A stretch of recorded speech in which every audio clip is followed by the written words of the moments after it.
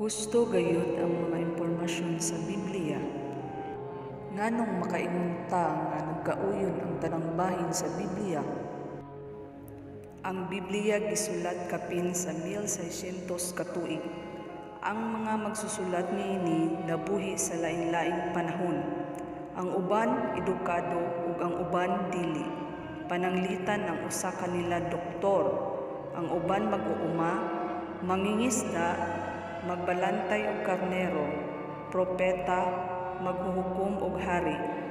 Bisan tuod lain-lain ang magsusulat sa Biblia, ang tanang bahin niini nagkauyon sa usa ka tema. Ang unang mga kapitulo sa Biblia nagpatin-aw kung sa unsang paagi nagsugod ang mga problema sa kalibutan. Ug ang katapusang mga kapitulo naghisgot kung saon sa Dios pagsulbad kini nga mga problema pinaagi sa paghimo sa yuta nga paraiso. Girecord sa Biblia ang kasaysayan sa tawo sulod sa linibo ka tuig ug makita nato nga kanunay natuman ang katuyuan sa Dios.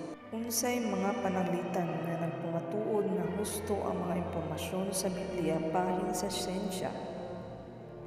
Ang Biblia wala isulat aron magtudlo bahin sa siyensya o gamiton imong libro sa eskwelahan. Pero ang mga impormasyon ini bahin sa siyensya perming husto. Maunay atong madahom sa libro nga gikan sa Dios. Pananglitan diha sa basahon sa Levitico, gihatagan sa Dios ang mga Israelinon og instruksyon aron malikayan ang pagpakaylap sa sakit. Gisulat ni dugay na kaayo. Adtong panahon wala pa mahibalo ang mga tawo kung sa unsang paagi ang mga bakterya o virus makahatag og sakit. Gusto pod ang gitudlo sa Biblia nga ang yuta gibitay sa wala.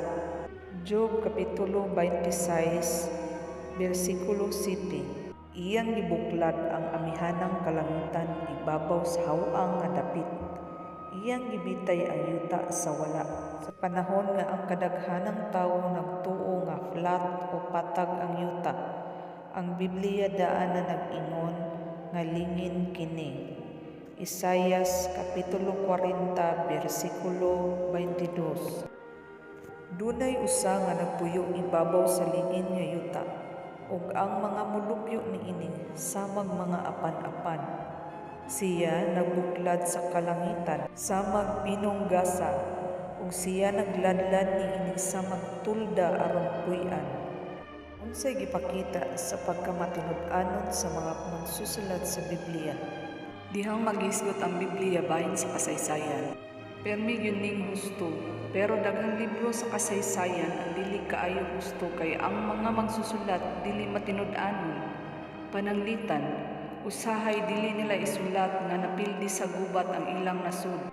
Pero ang mga magsusulat sa Biblia matinud-anon.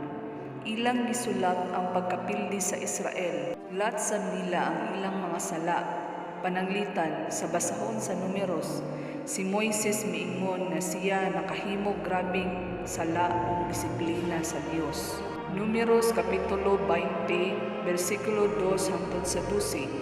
Kung walay tubig ang katawhan, ug nagtigom sila batok kang Moises ug Aaron.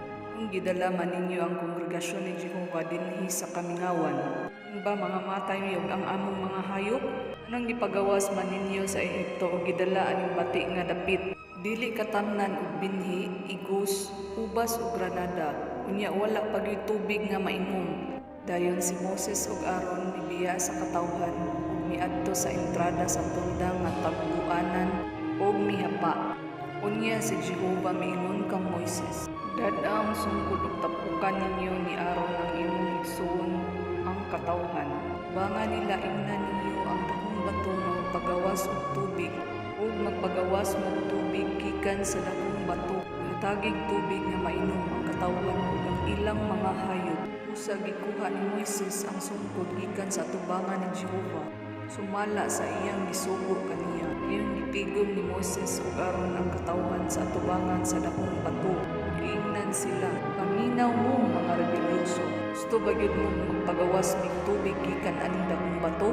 Iisa ni Moses ang iyang kamot ug ihapak niya kaduha ang dakong bato gamit ang iyang sungkod. Mibuhat mahagay ang tubig ug miinom ang katawhan ug ang ilang mga hayop. Sa ulahi si Jehova mingon kang Moises ug Aaron, kay wala mo magpakitag pagtuo nako ug wala ko ninyo balaan na atubangan sa mga Israelino. Dili na kamo ang magdala niini nga katawhan sa yuta nga akong gihatag nila. Ang pagkamatinud-anon sa mga magsusulat sa Biblia nagpakita nga gikan kini sa Dios. Kanang nagpasabot nga magkasalig yuta ni